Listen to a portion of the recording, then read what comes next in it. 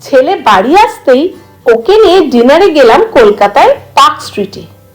হ্যাঁ, ঠিকই শুনেছো, পার্ক স্ট্রিট।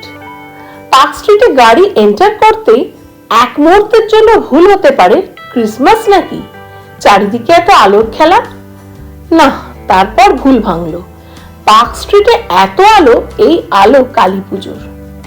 গাড়িটাকে পার্ক করে মোকাম্মতে নাম লেখালাম। বেশ ভিড় ছিল জানো।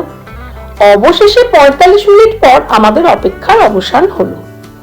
মোকাম্মতে নিজের নিজের সিটে বসতেই হাতে ধরিয়ে দিল মেনু কার্ড। প্রথমেই অর্ডার করলাম ডেভিল ক্র্যাব, ফ্রাইড প্রন আর স্টেক। ছেলে তো স্টেকের গোটা প্লেটটা নিয়ে কাঁটা চামচ আর ছুরি দিয়ে কুস্তি শুরু করে দিল। অগত্যা রাতুল আর কি করে, ফ্রাইড প্রনের দিকে হাত বাড়ালো।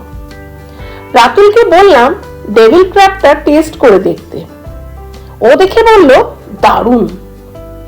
ব্যাস, আমি আর 1 সেকেন্ড দেরি করিনি, ক্র্যাবে কাঁটা চামচ বসালাম। উফ, দারুণ খেতে, এক স্বর্গীয় অনুভূতি জানো। আর এই হলো ক্র্যাবটার ধ্বংসাবশেষ। আহারে, ক্র্যাবটার কথা ভেবেই খুব কষ্ট হচ্ছে। ক্র্যাবের একাংশ আর বাকি নেই।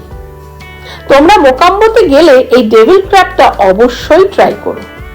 শেষে নিলাম ক্যারামেল কাস্টার্ড। এটা অনেকটা পুডিং এর মতো।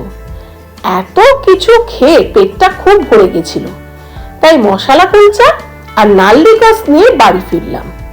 মশলা কুলচা আর নাল্লি গোস্তটা কিন্তু অসম্ভব ভালো ছিল। গ্যারান্টি দিয়ে বলতে পারি তোমাদের ভালো লাগবে। চলো, আজকের মতো টাটা। কাল আবার নতুন একটা ভিডিও নিয়ে হাজির হব।